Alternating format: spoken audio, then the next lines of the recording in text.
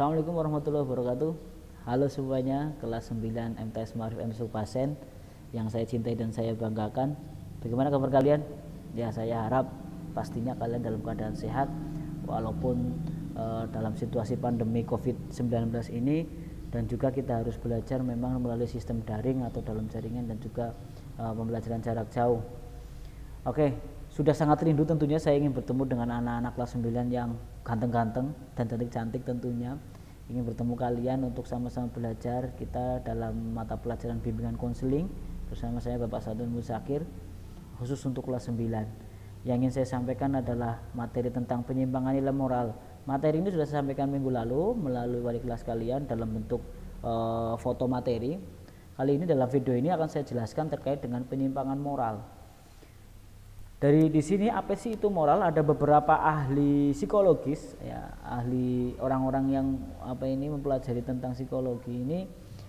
Moral itu berasal dari kata mores yang berasal dari bahasa Latin. Artinya itu tata cara, kebiasaan, perilaku, dan adat istiadat dalam kehidupan. Orangnya ini namanya Harlek yang memberikan pendapat seperti tahun 1990. Jadi moral itu asalnya dari kata mores dari bahasa Latin yang artinya itu tata cara. Berarti cara kita, kebiasaan kita, perilaku kita, dan adat istiadat kita dalam kehidupan sehari-hari. Itu menurut Harlek. Jadi moral yaitu kehidupan kita dalam kehidupan sehari-hari, perilaku kita. Terus Rogers 1977 ini mengartikan moral sebagai pedoman salah atau benar bagi perilaku seseorang yang ditentukan oleh masyarakat. Jadi selama itu benar, selama itu baik, berarti moral kita baik. Itu menurut Rogers, ya. Selama oleh masyarakat tindakan kita, perilaku kita dianggap benar, berarti moral kita baik, moral kita benar. Tapi kalau tindakan kita dianggap tidak baik atau salah oleh masyarakat, berarti ya moral kita tidak baik. Ada lagi menambahkan, Allen tahun 1980 itu mengartikan moral itu sebagai pola perilaku, prinsip-prinsip, konsep dan aturan-aturan yang digunakan individu atau kelompok yang kaitannya dengan baik dan buruk. Ada hubungannya mungkin dengan Rogers, ya. Pendapatnya ya hubungannya, bukan orangnya ya. Orangnya saya tidak tahu, kan. Jadi terkait dengan pendapatnya itu bahwa yang namanya moral itu adalah terkait dengan baik, benar, dan buruk atau salah menurut masyarakat. Selama menurut masyarakat itu benar, orang tersebut melakukan tindakan benar, berarti orang moralnya baik. Tapi kalau orang berbuat salah, berbuat tidak benar, berarti dia moralnya ya tidak baik. Ya. Kemudian menurut ahli lain, moral itu menurut Piaget tahun 1976, Piaget ya. Moral itu adalah kebiasaan seseorang untuk berperilaku lebih baik atau buruk dalam memikirkan masalah-masalah sosial, terutama dalam tindakan moral. Ya. Jadi ini kebiasaan seseorang untuk berperilaku lebih baik atau lebih buruk dalam pemikiran masalah sosial, dalam kehidupan sosial lah, dalam kehidupan kita dengan orang lain. Ya, seperti itu. Itu moral untuk beberapa ahli.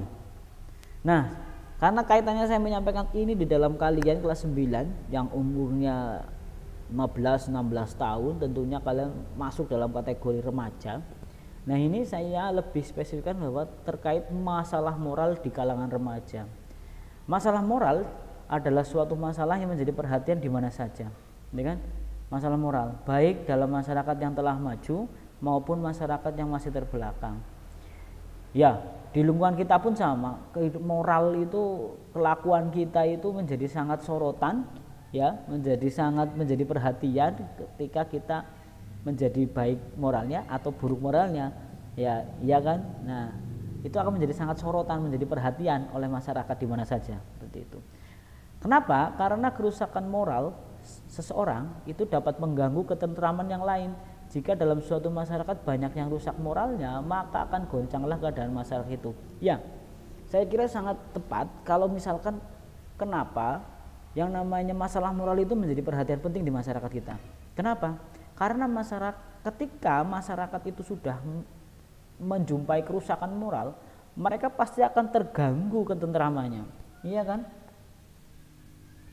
Moralnya bermasalah nih, tentunya kehidupan masyarakat juga akan terganggu, seperti itu. atau bahkan tergoncang keadaan masyarakat tersebut. Jika kita tinjau keadaan masyarakat Indonesia, terutama di kota besar, yang sekarang ini tuh akan kita dapati bahwa moral sebagian anggota masyarakat telah rusak atau mulai merosot. Ya ini bahwa banyak keadaan-keadaan seperti itu di masyarakat kita, bahwa kehidupan masyarakat Indonesia terutama kota besar itu moralnya sudah, tidak semuanya memang, tapi memang ada sebagian moralnya yang sudah rusak atau bahkan melorot. Contoh-contohnya akan saya berikan nanti. Kenapa bisa di kota besar, atau bukan hanya di kota besar, sampai desa pun juga ada masalah moral gitu kan, yang justru sangat mengganggu bagi masyarakat. Ya itu ya, mulai merosot sampai sini. Dimana kita lihat kepentingan umum tidak lagi menjadi nomor satu, akan tetapi kepentingan dan keuntungan pribadilah yang menonjol pada banyak orang. Jadi salah satu penyebab masalah moral itu adalah kepentingan dan keuntungan pribadi. Bukan hanya keuntungan dalam hal ini uang, tapi juga kemauan-kemauan yang terkadang atau sering bahkan menyebabkan kerugian bagi dirinya atau bahkan orang lain, seperti itu. Saya lanjutkan masalah moral remaja.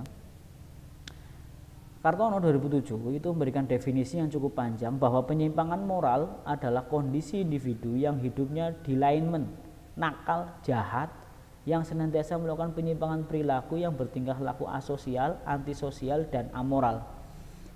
Jadi menurut Kartono tahun 2007 ini, yang namanya penyimpangan moral itu adalah kondisi seseorang yang nakal, jahat, ya kalian bisa membayangkan ya, yang namanya orang nakal, orang jahat itu seperti apa.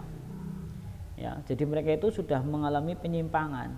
Nah, kaitannya dengan remaja seperti kalian, ya remaja-remaja yang mungkin sudah nakal, nyuri, kemudian apalagi minum-minuman keras, terus hal-hal yang negatif banyak sekali itu. Nah, ini sudah termasuk penyimpangan moral. Nah, ini hati-hati kalian yang mungkin yang sudah pernah melakukannya ya. Oke, kita selanjutnya. Ciri-ciri orang yang mengalami penyimpangan moral cenderung psikotis, mengalami gangguan kejiwaan. Jadi mengalami gangguan kejiwaan ini sudah nggak tahu mana yang benar mana yang salah sih. Kemudian mengalami regresi atau kemunduran dengan penyimpangan relasi kemanusiaan, sikapnya dingin, beku. Jadi kalau misalkan orang itu sudah terbiasa melakukan hal-hal yang tidak bermoral atau moralnya sudah tidak baik, itu dinasehati pun ya dia akan dingin, nggak akan memberikan pendapat apapun yang dia tahunya yang dia lakukan dia benar gitu. Tanpa afeksi atau sikap, emosinya labil, munafik, jahat, sangat egois, mengutamakan dirinya sendiri, kemudian self-center, keakuannya tinggi, pokoknya orang aku ya orang, dan tidak menghargai orang lain. Itu ciri-cirinya mulai ada penyimpangan moral. Selanjutnya, nah ini contoh-contoh penyimpangan moral di kalangan remaja. Penyimpangan moral pada remaja biasanya diwujudkan dalam bentuk kenakalan. Sandrock dalam 2003 menjelaskan itu kenakalan remaja berdasarkan tingkah laku. Ini berdasarkan tingkah laku ya, ada 3.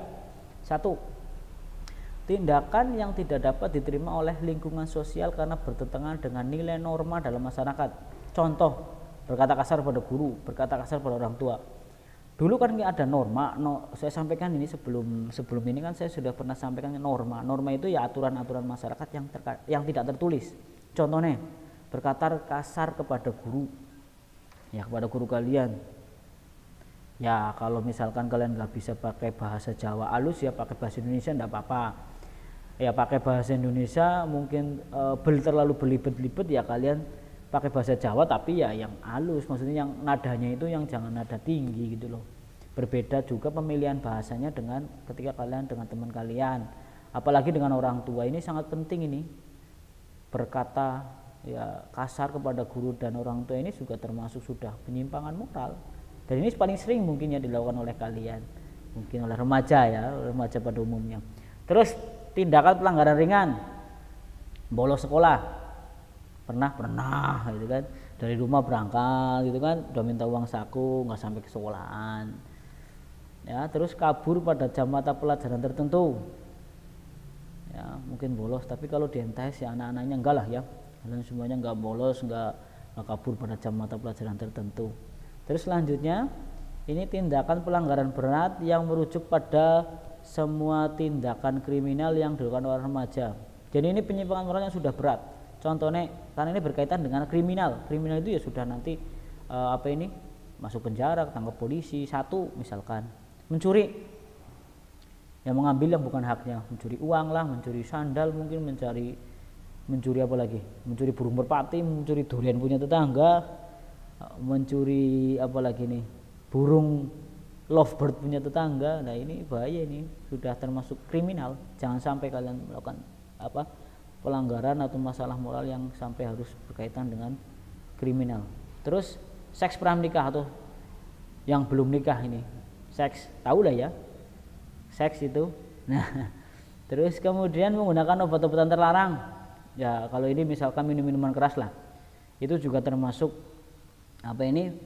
masalah moral remaja yang tentunya sudah banyak sekali kita alami. Tidak hanya di kota besar saja, ternyata sudah masuk ke pedesaan, sampai ke Basen juga sudah mungkin banyak remaja-remaja kita yang sudah melakukan 3 tindakan masalah moral ini.